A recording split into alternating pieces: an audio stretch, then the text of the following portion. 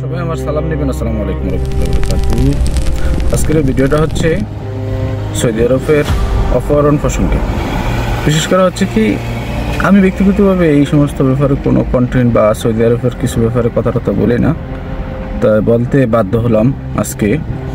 কারণ যারা এই প্রবাসীদের নিয়ে বা সৌদি আরবের আইন কানুন বিভিন্ন কিছু নিয়ে যারা কন্টেন্ট বানায় বা যারা ভিডিও বানায় অনেকেই আছে, তারা আসলে সত্যি প্রবাসীদের কল্যাণী কাজ করে, যেটা বাস্তব। কিন্তু কথা হচ্ছে কি, তাদের মাধ্যমে অনেক খবরই দেখতেছি, ভিডিও দেখতেছি যে এক নম্বরে হচ্ছে গাড়ি চুরি হইতেছে, দুই নম্বরে হচ্ছে এক বাংলাদেশি আরেক বাংলাদেশিকে অপহরণ করে বিল্ডিংয়ে আটকায় রেখা মুক্তিপণ দাবি করতেছে, 5 লাখ 10 লাখ 20 লাখ, আবার সাথে মোবাইল থাকলে টাকা পয়সা থাকলে সব কিছু নিয়ে নিতেছে।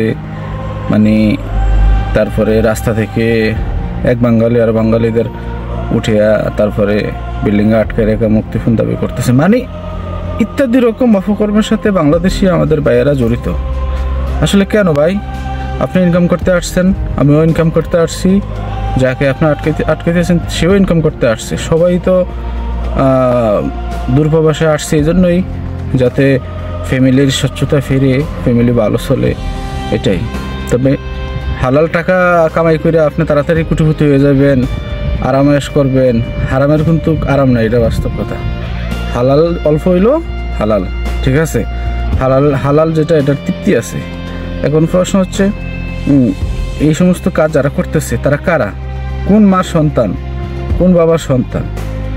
এগুলো বাংলাদেশ সরকারের উচিত এগুলোর ব্যাপারে ব্যবস্থা নেওয়া, তাদের পাসপোর্ট, তাদের নাগরিকত্ব সিজ করা, অথবা তারা যাতে পাসপোর্ট রিনিউ করতে না পারে। কারণ এখন বর্তমানে এমন একটা যুগ, ফেস কাটিং দিয়েই তাদের পুরো ডিটেলস বার করে লাগানো যায়। এগুলো হয়তো সৌদি আরবের আইন কানুনে হয়তো ধরা পড়ে আবার সারা পায়, হয়তো সাক্ষী দুর্বল। অনেক সময় দেখা যায় যে অনেকে সাক্ষী দিতে যায় না, কেয়ারে একটা সাক্ষী দিতে গেলে অনেক দূর যাইতে হয়, ভাড়ার টাকা লাগে, বিভিন্ন প্রেক্ষাপটে হয়তো অনেকে এগুলো করে না। কিন্তু যারা অনেকেই ধরা পড়তেছে আবার বাইরে দিতেছে। তো এই সমস্ত কাজ যারা করতেছে তাদের মূল টার্গেট হচ্ছে সৌদি আরবের শ্রমবাজারটা যাতে বন্ধ হয়ে যায়।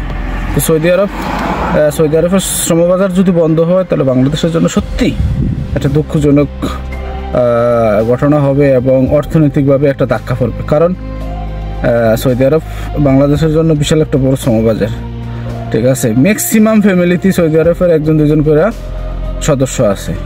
তো এই সমস্ত সন্ত্রাসী বা অপহরণের সাথে যারা জড়িত, এইগুলো যদি কন্টিনিউ চলতে থাকে, সৌদি সরকার একসময় বাধ্য হবে সৌদির জন্য বাংলাদেশিদের ভিসা বন্ধ করে দেওয়া।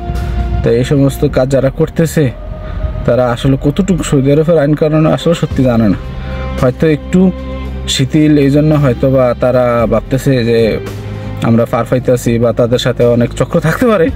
কারণ খারাপ যারা কাজ করে তাদের বিশাল বড় চক্র থাকে।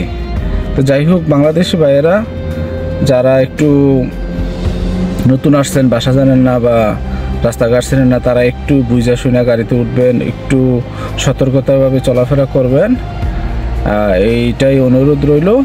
আর যারা এই সমস্ত কাজ করে তাদের কোনো সন্ধান পান, দরকার হলে আপনি এবং আপনার আরো প্রতিবেশী নিয়ে এটার বিরুদ্ধে প্রতিবাদ গড়ে তুলবেন, তাদের আটকাইবেন, আইনের হাতে তুলে দিবেন, অথবা তাদেরকে হয়তো অন্য কোনো কৌশলে আইনের হাতে তুলে দেবেন, ঠিক আছে? এটাই আর। ধন্যবাদ, সবাই ভালো থাকবেন, আল্লাহ হাফেজ।